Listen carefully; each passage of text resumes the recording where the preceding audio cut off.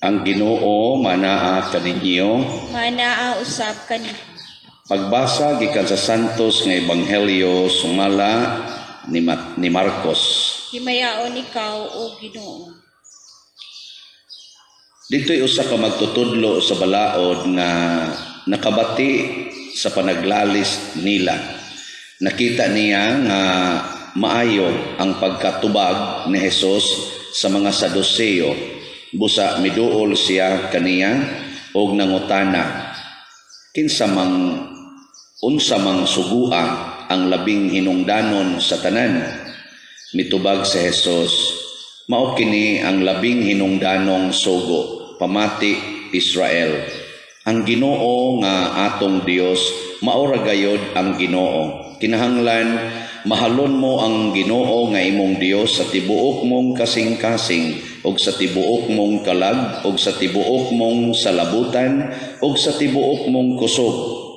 Ang sunod mao kini, higugmaa ang imong isig katawo sama sa imong kaugalingon. Wala nay sugo nga labi pang hinungdanon kay niining duha. Ang magtutudlo sa balaod miingon kang Hesus, husto kana magtutudlo. Tinuod ang imong gisulti nga ang Ginoo lamang maoy Dios ug nga wala nay laing Dios gawas kaniya. Busa ang tao kinahanglang magmahal sa Dios sa tibuok niyang kasing-kasing ug sa tibuok niyang salabutan ug sa tibuok niyang kusog.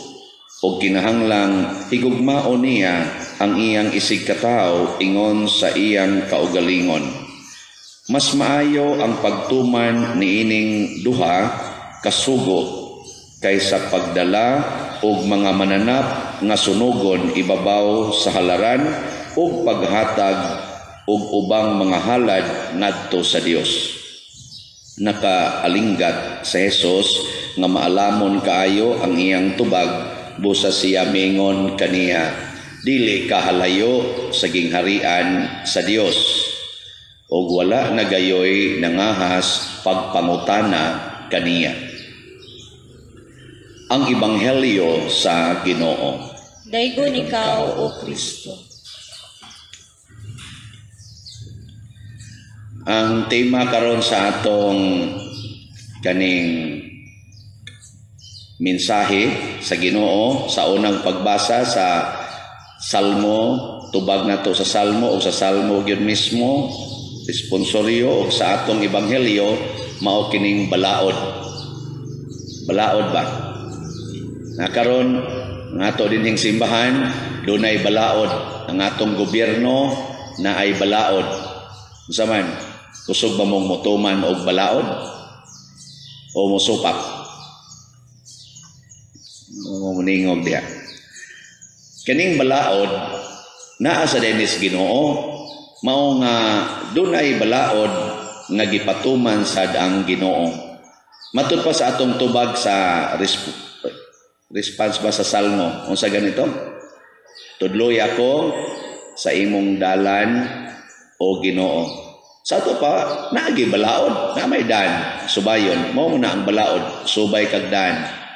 Ana. Nakaron nangutana ang lawyer kaning abogado dinhi sa atong Ebanghelyo. Nangutana siya ni Hesus, magtutudlo ikaw man gi bright ka istanan. Gikan man jud kas Ginoo. Unsa may labing importanteng sugo? Gi pangutana niya, usa lang kanang the first and foremost nga kana ganing sugo or balaod. Si Jesus wa mo hatag og usa, nihatag siya duha. Duha ka buok sugo iyang gihatag. Ang una nga atong una-una kasing-kasing kusog ug kalag kinahanglan nga atong gamiton paghigugmas Ginoo. Una-una sa tumo sa sing-kasing kusog ug kalag. Kining upat, mauna ni ang naglangkob sa atong kinatibuk ang pagkatao. Ug wa kay hunahuna, wa kay kasing-kasing, wa kay kusog, wa kay kalag, di ka tao. Di kisa man din ang way hunahuna. Akahuna-huna mo tanan. O naamoy kasing-kasing. Pagbati, naamoy kusog. Naamoy kalag. Naasad. O sa ato pa, tanan gamita na paghigugmas Ginoo matud pa ni Kristo. Unya, gisumpayan dayon niya. O ang ikaduhang labing importante matud pa niya diri, higugmaa ang imong isig katawo sama sa imong kaugalingon. Kani importante kay ni. Nayuban mo ingon, Father, ingon man nga higugma ang imong isig katawo sama sa imong kaugalingon, di una usag higugma imong kaugalingon. Aron makahigugma kasi imong isig katawo. Oy, wrong na siya, wrong. Unsa may sakto?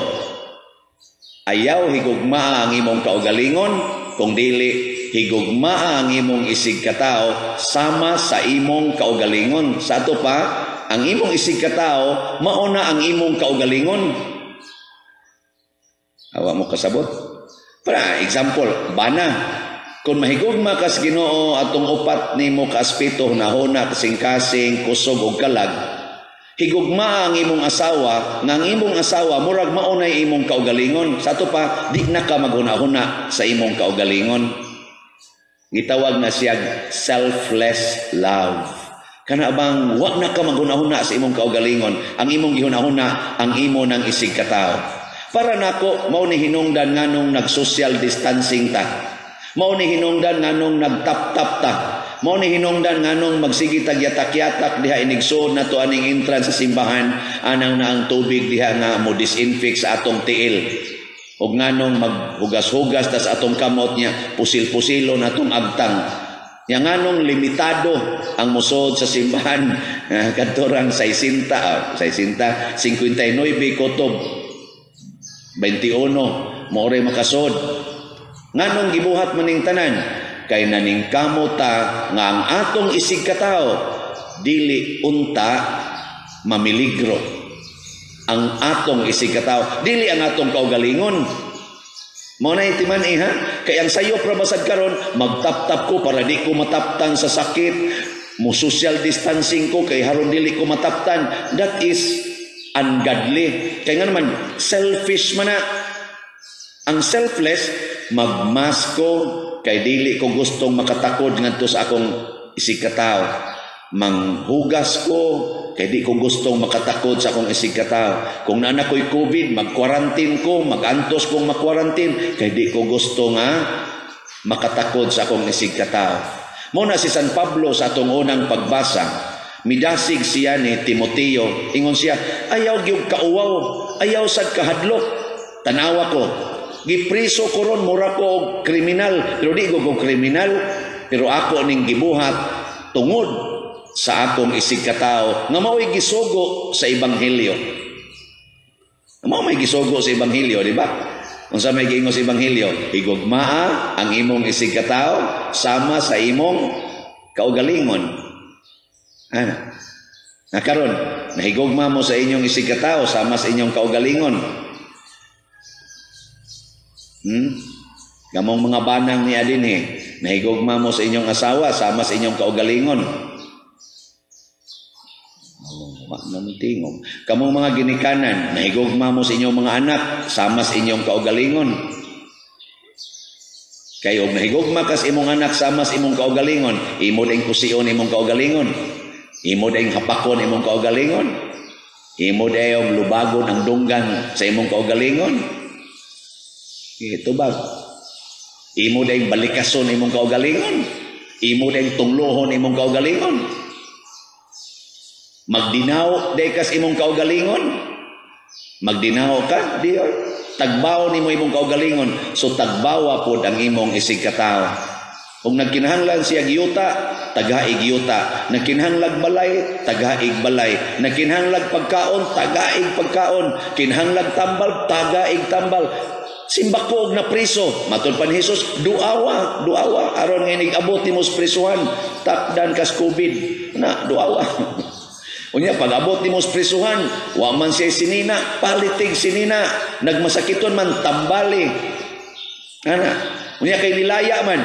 Yawa na may balay kapulian, dadas inyo. Nya kay mao man ay nagpatay sa imong bana. Ala, himo ang bana. Joke. Ipulis imong bana.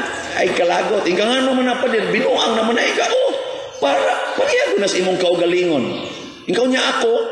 Kalimti na lang na imong kaugalingon. Muna, sa laing sugo ni Jesus, din siya, kung gusto mong musunod nako, kalimti yun ang inyong kaugalingon.